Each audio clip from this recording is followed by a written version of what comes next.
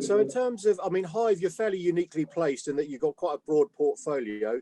So during the pandemic, what's going on, you must have got some good insight as to what companies have got up to, and maybe you can also share a bit about how you're helping some of them address, you know, the various pain points that they've maybe come across. Yeah, I guess there's been a huge kind of adjustment working towards what we're now classing as the new normal. You know, everyone's had to kind of change their ways of working, either in the office or remotely. We've actually seen there's been a huge kind of upwards trend to more remote workers and remote working services that goes along with it. You know, there's been a lot of companies that have downsized their offices, and there's also been some companies and some of our customers that have got rid of their office altogether. So what this has meant is that there's been more of a reliance on hosted infrastructure within the cloud rather than on-premise infrastructure. So companies and employees are now using, you know, a lot of virtual desktop infrastructure, VDI, to enable their workforce to function effectively from home. But, you know, there's other things to consider when people are working remotely. And one of those is quite high on the agenda, is very much around security, ensuring that users are not only logging on in a secure manner to their workstations remotely, but then how they're actually accessing company sensitive data. And then with that, how are they backing up their data as well? Are they backing that up to a cloud, well, a secure cloud environment, rather than saving information and very high sensitive data on local machines, which, you know, could get lost if anything was to happen to their devices. So they're kind of the main points that we've seen recently. So in terms of what you've seen going on, I mean, there's some suggestion that, you know, digital transformation was, you know, well, clearly it is happening, but the pandemic's merely accelerated what might have taken a few years into a few months. So I guess the question is, do you think these changes you're seeing, are a lot of customers saying, we can't wait to get back to normal, etc., or a lot of them going, wow, this is, you know, good news because we're doing some clever stuff and we'll be doing this, you know, longer term? How do you see that sort of landscape? Yeah, I'd say very much, yeah, to an extent, yes. I think within our experience over the last few months, we've seen customers who are considering a form of digital transformation or a shift to the cloud before the pandemic. They've now accelerated their focus on projects. So in a way, it's been a positive takeaway. But, you know, not only have these projects been executed in an effective manner to serve the purpose of the pandemic, but these customers and organizations have really reaped the benefits of moving to the cloud. And, you know, a lot of them have said that they wish they did it sooner.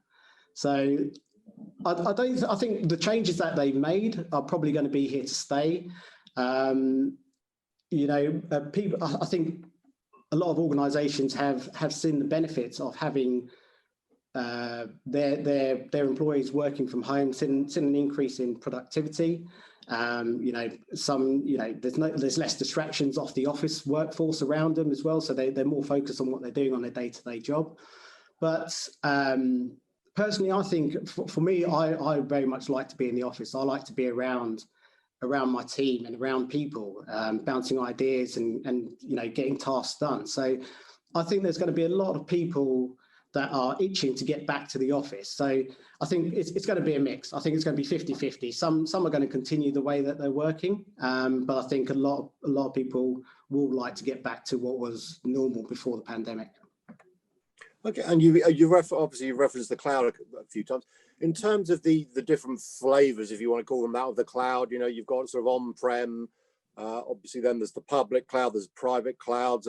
I guess hybrid is where maybe a lot of people end up. Are you seeing any sort of trends? I mean, is hybrid where everyone's ending up, or how do you see the sort of different approaches to cloud? Well, you touched on flavors. I think, the cloud market is so broad these days, to an extent where it's really confusing for some businesses looking to move to the cloud to get their head around all the terminology and all the technical terms and trying to ascertain exactly what they need. That's why a lot of businesses come to Hyve. They come to us for that management layer and consultancy that we offer. So we help to kind of simplify their cloud strategy, and we tailor bespoke solutions to meet their business needs. But in terms of flavors of cloud, we see customers comparing the difference between public, managed, and private cloud. But most often we see there's a huge attraction towards public cloud for a lot of the technical features that come with it. But when it comes to actually deploying and actually managing it themselves, it becomes a minefield, especially if they don't have certified experts in-house.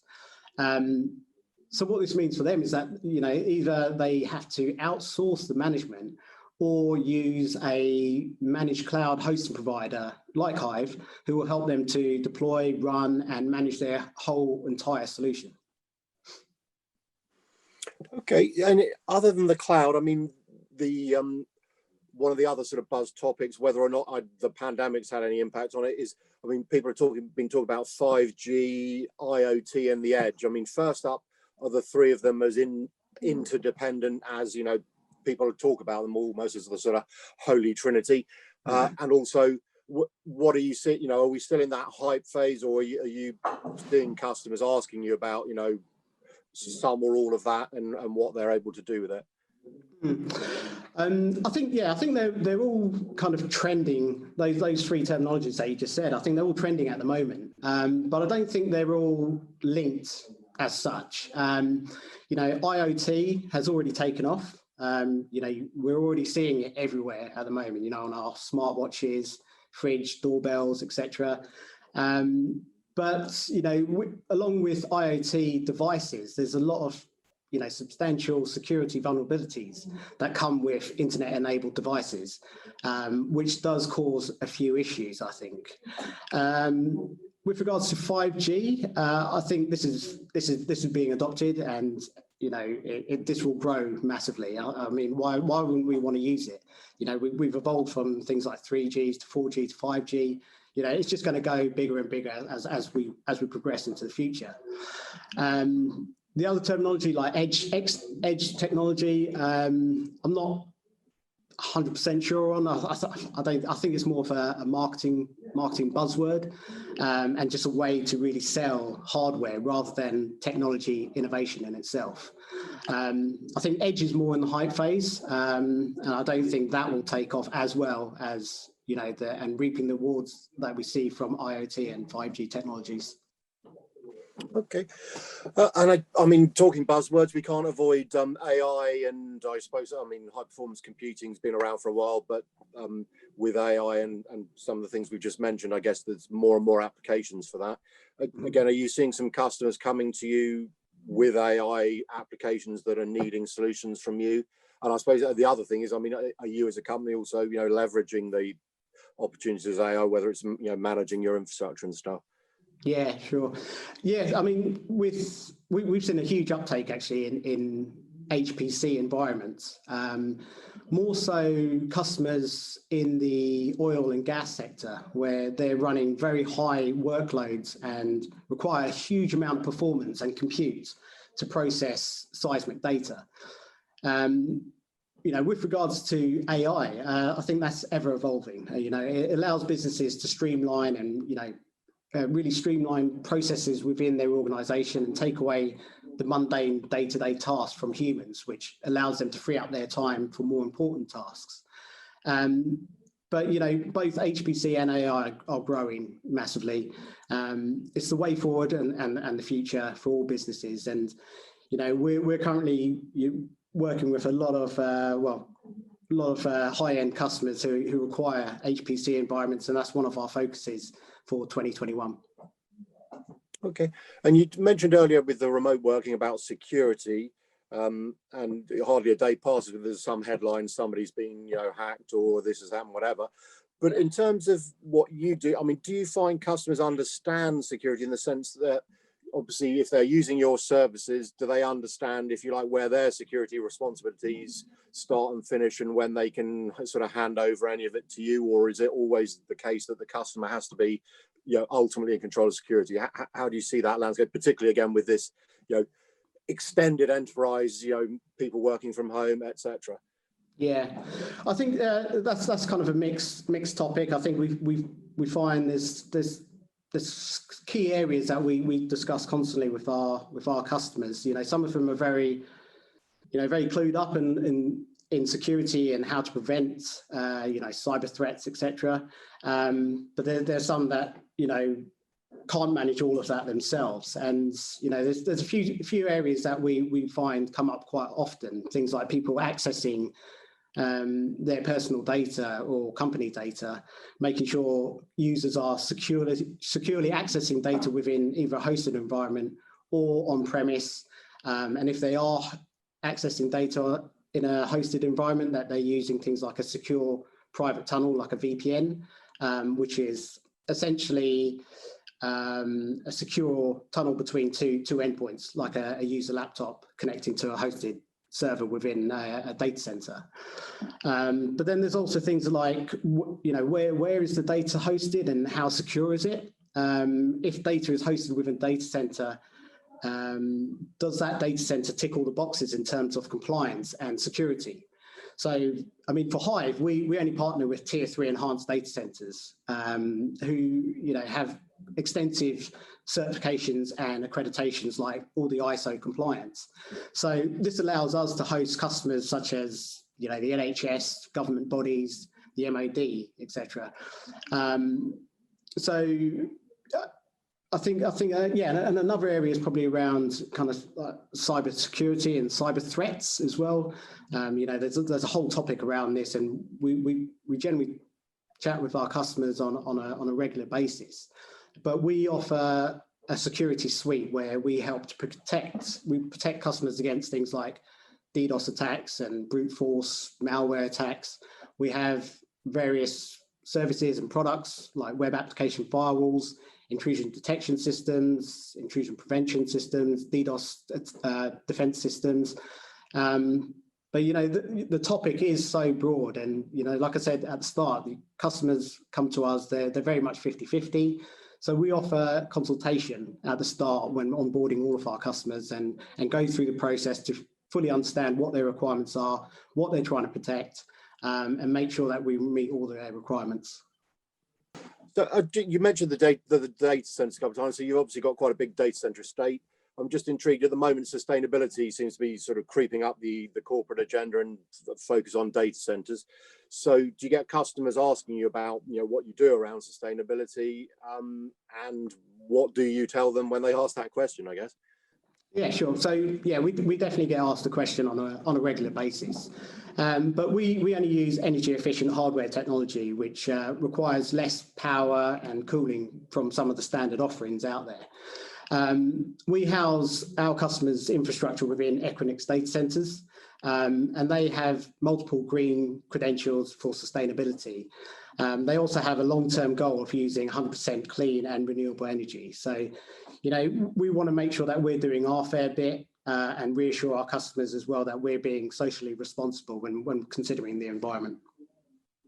Cool. And we covered, I think, a lot of the buzz topics. Are there any other sort of trends you think are either here now or you can see sort of coming over the horizon when it comes to either technology or just approaches to business? Yeah, we see a lot of topics that coming up at the moment is a more of a shift towards containerization technology such as Docker and Kubernetes. Moving, like a lot of people are, and we are as well, moving towards more of a cloud native future where, you know, businesses rely less on hardware and more on technologies that enable more faster deployment and streamline their deployments as well for kind of more reactive or more mass reactive and proactive approach to keeping things up to date and keeping up to date with changes within the market. But going back to what we discussed earlier as well, especially around the pandemic and the new ways of working, more and more organizations now are moving towards the VDI and hosted desktop infrastructure. But then also, if you look at e-commerce and retail, you just had to see with the launch recently of the PS5 launch. We saw a lot of websites, crash and have outages. So I think there's going to be an increase in shopping online, and I don't think that's going to fade away. I think that's just going to grow as we go on, and I think more retailers are probably going to have to be prepared for more of an online presence following the pandemic as well. Yeah, and I'm just following that up. Do you think most end users sort of understand all these technologies and options, and it's just a question of them then working out, which bits of them work best for them? Or do you think there's still a need for companies such as yourself to educate them as to some of these possibilities, which they may be, unaware of, that the potential benefits to their businesses? Yeah, again, I think that's a bit of a mix right now in the industry. I think there's a lot of customers that know what they're doing and know how to have an online presence and what they need to be successful. But then there's some that don't really have a technology focus. They know they need to have an online presence and what that means to their business, but don't know how to manage that underlying infrastructure. So I think, I feel that a company like Hyve, like ourselves, we're going to be around for a very long time, making sure that we help to service and manage all of our customers and the ones that need that level of support. Cool. And in terms of the company, I mean, it's a nice point maybe to finish up. I know, because I followed you opened up a presence in the States a while back, and I'm pretty sure that's going well. Yeah. What other plans are you able to share with us in terms of, I mean, clearly you're going to grow as customers ask you more, but do you have any sort of strategic goals or plans for next year or beyond in terms of things you're going to add to the company? Yeah, sure. I mean, like you mentioned, we've expanded into the US, but not only the US. We've got our strategic partnership with Equinix data centers. So we're constantly looking at expanding our global footprint.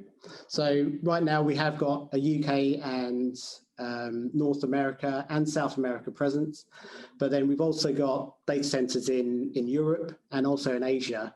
But Australia is kind of on our radar for 2021. But we're constantly looking at bettering ourselves all the time. We're constantly training and upskilling our teams of experts here in all the emerging technologies so that we expand our service offering to all of our customers. And we've been in a real fortunate position as a business during the pandemic where customers have relied and continue to rely on our services, which has led to a huge growth in our business. But not only have we expanded our services and our global footprint, but we've managed to actually expand our workforce in all departments. And we hope that this trend just continues. It's been a very positive impact for us. Brilliant. Well, I've enjoyed chatting today. So thanks very much indeed for your time. Thank you. Excellent. Thanks for your time. Thanks.